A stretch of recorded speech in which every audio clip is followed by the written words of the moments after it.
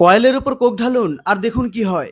Coke আর coil দিয়ে যে কি ধামাকা তৈরি করা সম্ভব আমরা তা জানি না, তাই কাজে লাগাই না। কয়েলের ওপরে কোক ঢালার পরে কয়েলগুলোকে ভালো করে ভিজিয়ে নিতে হবে।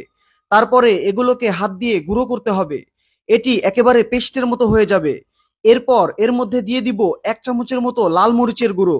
আপনি চাইলে আরো বেশি মরিচের গুঁড়ো ব্যবহার করতে পারেন। এবার এটিকে মাখিয়ে নিতে হবে। আমাদের এটিকে বেশি গাঢ় করা যাবে না। মাখানো মোটামুটি হয়েছে। এবার 3টি ন্যাপথলিন নিন। এগুলোকে গুঁড়ো করে এর মধ্যে দিয়ে দিতে হবে। এরপর এর মধ্যে দিতে হবে 1 চামচ বেকিং সোডা। বেকিং পাউডার আর বেকিং সোডা কিন্তু আলাদা জিনিস। আপনারা এখানে বেকিং সোডা ব্যবহার করবেন। এবার সবগুলোকে করতে হবে মিক্স। খুবই ভালোভাবে এটিকে মিশিয়ে নিতে হবে। এগুলোকে ভালোভাবে মিশানো হয়ে গেলে এর মধ্যে দিয়ে দিতে হবে স্যাভলন। আপনি চাইলে এর মধ্যে ডেটলও ব্যবহার করতে পারেন, সমস্যা নেই। 2 চামচ পরিমাণ স্যাভলন এর মধ্যে দিয়ে আবারও ভালোভাবে মিশিয়ে নেব। এটি ভালোভাবে মিশিয়ে নিয়ে এবার লাস্ট এর মধ্যে আরও একটি জিনিস মেশাতে হবে, আর সেটি হলো ময়দা। আপনি চাইলে এর মধ্যে আটাও ব্যবহার করতে পারেন। এখানে আমাদের 1 কাপ পরিমাণ ময়দা দিতে হবে। এবার ময়দা আর কয়েল মিক্স করে চকলেট বানাতে হবে। প্রথম অবস্থাতে এটি ময়দার খামিরের মতো হতে পারে, তবে সমস্যা নেই। কিছুক্ষণ ধরে এটি মিক্স করলেই দেখবেন একটি সুন্দর লুক চলে এসেছে। এটি মিক্স হতে হতে আপনাদের জানিয়ে দেই, আগের ভিডিওতে কমেন্ট করেছেন সিঙ্গাপুর থেকে SM মানিক মিয়া, ঢাকা থেকে সাজিয়া আফরিন রানা, কলকাতা থেকে শেফালি রয়, সিরাজগঞ্জ থেকে MD জহুরুল ইসলাম, আমেরিকা থেকে MD সাব্বির হোসাইন। আপনারা যারা কমেন্ট করেছেন আপনাদের অসংখ্য ধন্যবাদ। আমাদের এটিকে শক্ত বানানো যাবে না, এটি এমন নরমই থাকবে।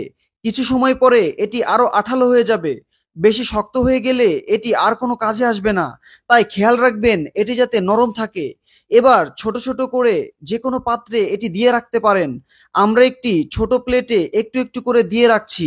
এবার আমরা কাগজের ওপর অল্প অল্প করে এই চকলেটটি দিয়ে রাখবো। এটি আমরা কি তৈরি করলাম?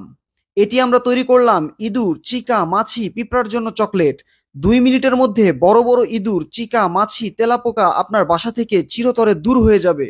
তবে এই প্রসেস আপনাকে করতে হবে রাতে। এভাবে কাগজে, প্লেটে বা টিস্যুতে করে দিয়ে আপনার বাসার যেখানে ইঁদুরের উৎপাত সেখানে রেখে দিবেন, একদিনের মধ্যে রেজাল্ট পেয়ে যাবেন। তবে মাছি তাড়াতে এটিকে আপনার দিনের বেলায় ব্যবহার করতে হবে, কারণ রাতে মাছি থাকে না। আর চিকা, ইঁদুর ও তেলাপোকা দূর করতে রাতে এটি বেস্ট হবে।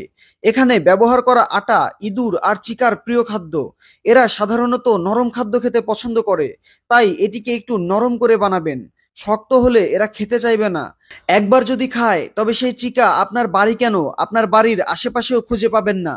এতটাই পাওয়ারফুল এই চকলেটটি। ভিডিওটি অনেকের উপকারে আসতে পারে, তাই ভিডিওটিকে শেয়ার করুন।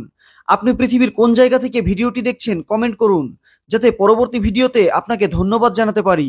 ভিডিওটি ভালো লাগলে লাভ রিয়েক্ট দিন, খারাপ লাগলে হাহা রিয়েক্ট দিন। এমন সব তথ্যবহুল ভিডিও পেতে